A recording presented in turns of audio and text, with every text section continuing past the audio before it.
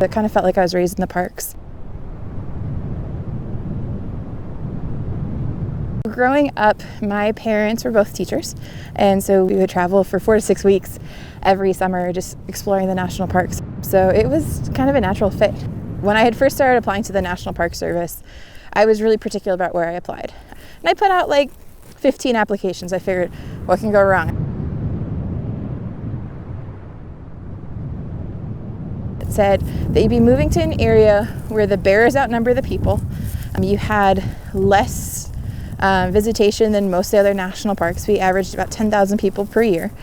Mail was dropped off once a week if the volcanoes were not erupting.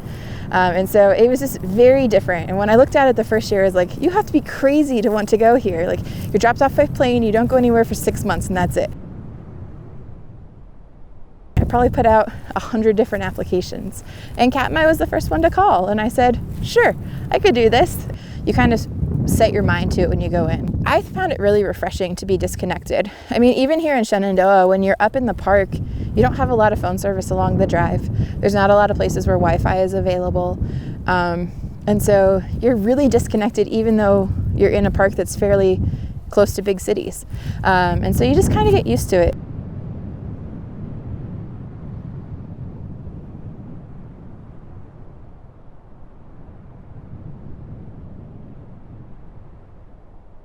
And, we always joke that I kind of get, some of the more interesting conversations and things like that. And I think it's just all how we approach it. I think everybody gets an interesting conversation, whether it's, talking about the tongue and groove joints of Massanutten and Lodge, or if it's, why are these, trees out in the meadow dead, or what's all that green stuff growing on the trees? Why are they all dead? And you're like, oh, that's lichen.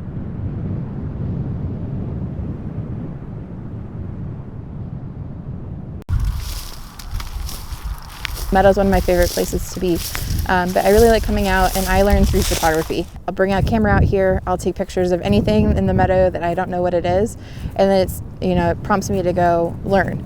And so I come, I think, a lot of the times for the education portion and for the experience. I think the experience of a national park is very different than any other office job.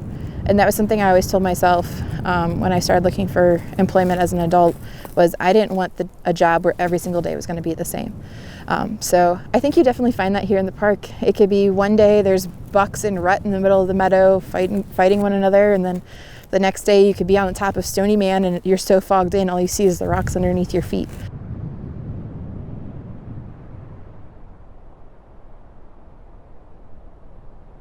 As a park ranger, I'm really bad at keeping in touch with people because my whole summer is spent in the middle of nowhere.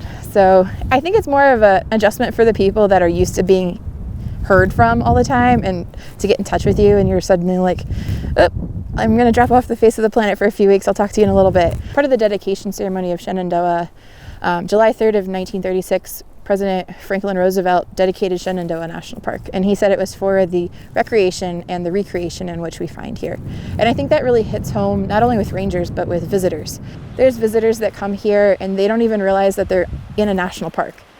And then there's people that they're trying to go to all 400 and plus national park sites, or there's people that just really want to come to a green space. And so everybody comes for different purposes, and it might be to travel the drive or to look for wildlife or to go hiking. But the recreation and the recreation, I think, really sums up that everybody just kind of has a different purpose.